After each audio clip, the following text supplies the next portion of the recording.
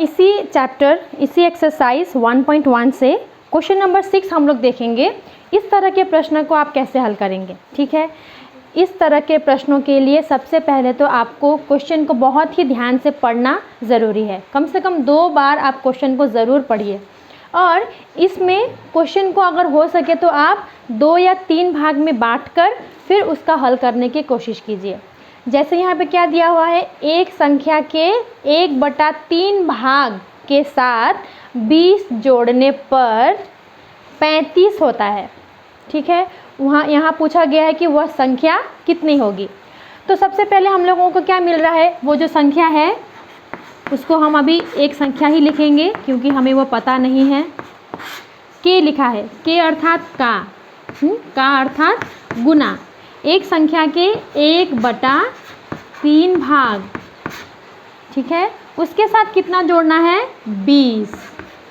20 जोड़ने पर कितना होता है, 35। इसका अर्थात ये जो हम लोग कर रहे हैं वो संख्या, उसका 1/3 भाग, उसमें 20 जोड़ा तो हमें कितना मिलेगा, 35। तो इस तरह एक समीकरण बन गया।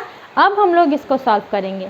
तो एक संख्या कितनी है वो हमें पता नहीं, तो उसके लिए हम एक संख्या ही लिखते हैं, गुना 1/3 भाग, और क्योंकि ये +20 +20 यहाँ पे है, ये जब इक्वल टू के उस तरफ जाता है तो क्या हो जाता है, माइनस। तो 35 पहले से था, इधर से 20 आया, -20, तो कितना मिला हम लोगों को 35 से 20 घटाने पे 15, ठीक है।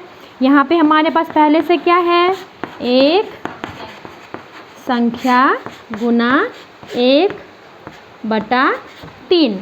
अब ये जो नीचे की संख्या है वो क्या, कैसे इसको हिसाब करते हैं हम लोग, इस 3 को ऊपर मल्टीप्लाई कर देते हैं। इसके नीचे कुछ नहीं है, मतलब 1। हमेशा याद रखिएगा, जब यहाँ पे इस तरह 2 संख्या होती है, भिन्न होता है, और इधर भी एक भिन्न होता है, तो नीचे की संख्या ऊपर मल्टीप्लाई हो जाती है और ऊपर की संख्या नीचे जाकर मल्टीप्लाई हो जाती है। तो हम लोग क्या लिखेंगे अंत में, एक संख्या बराबर 15 गुना 3, कितना मिला, 45। तो इसलिए हम लोग लिख सकते हैं वह संख्या कितनी होगी, वह संख्या कितनी होगी, वह संख्या होगी 45। ये है आपका आंसर। क्या आप सबको समझ में आया? यदि आपको इसमें कोई असुविधा हुई हो, समझने में कोई दिक्कत आई हो तो मुझे ज़रूर बताइएगा।